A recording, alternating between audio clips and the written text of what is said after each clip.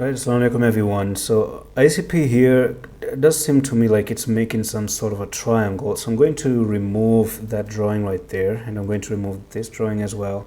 So it does look to me, if we start to stretch some few lines over here, we may actually expect that ICP is kind of printing in this upper resistance that it's failing for quite some time right now. So you can see that several few touches there, one here, and then you have another one right over there. So the upper trend line does look valid, and then you have this lower trend line coming in as well. So it does look like you're losing that lower trend line, okay, which is kind of a negative statement if you're going to be losing support lines as well. So if you're going to be losing the support line, it does look to me like there's a clear breakout right now.